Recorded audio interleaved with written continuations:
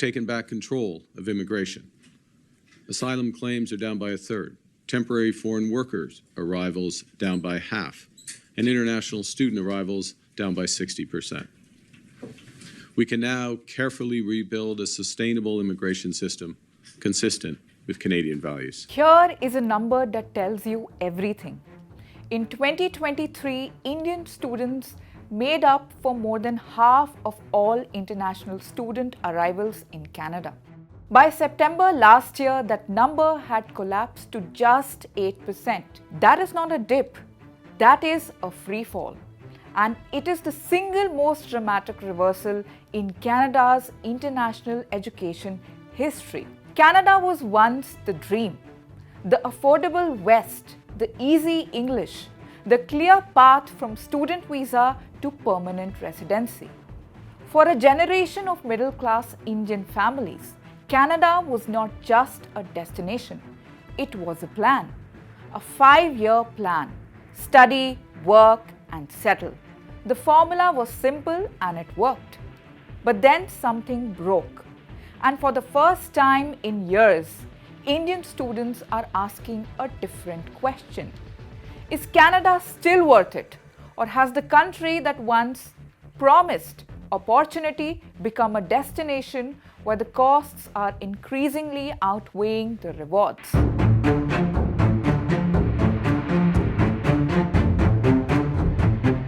Between 2015 and 2023, the number of Indian students in Canada exploded. Indian students were not just filling classrooms, they were funding an entire ecosystem.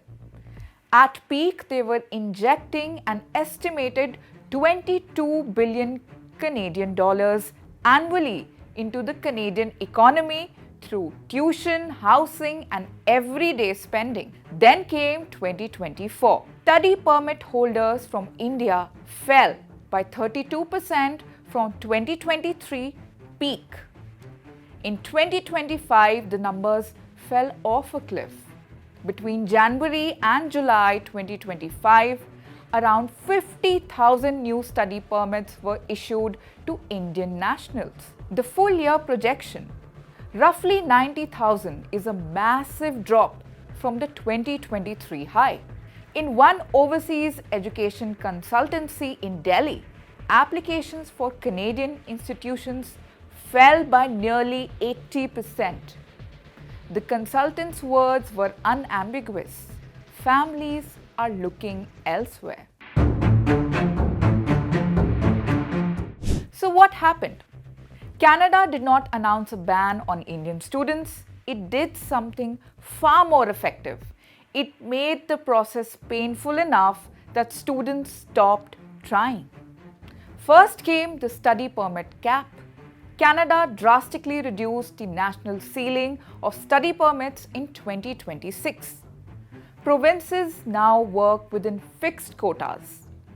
Then came the financial squeeze.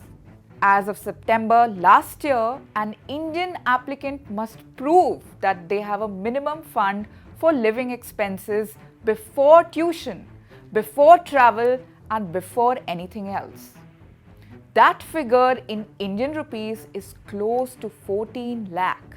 For middle-class families, financing through loans and savings, it is a wall. The rejection rate reached an extraordinary 80% for Indian applicants in 2025, the highest in years. Work rights were stripped back too.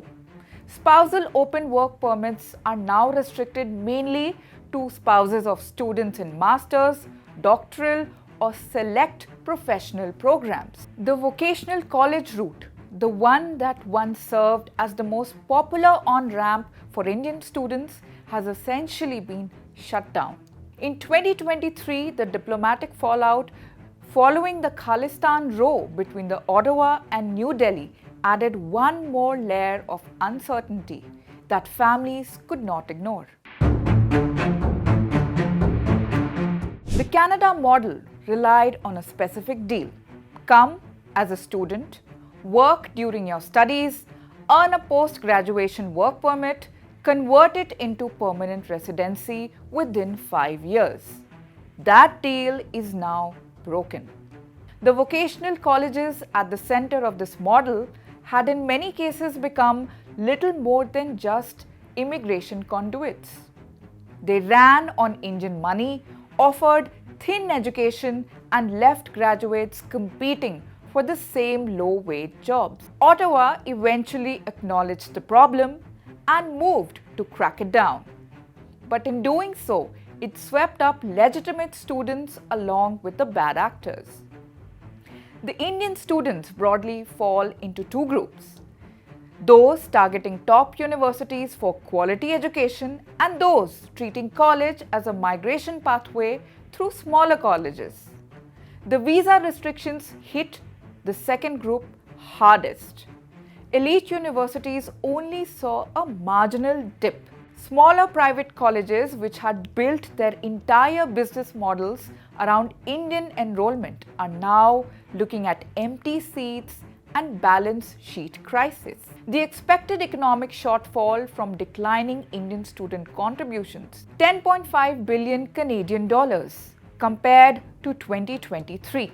Ontario alone, which hosted 60% of Indian enrollees, is staring at empty classrooms, reduced housing demand, and workforce gaps in healthcare and technology. Indian students did not give up on going abroad.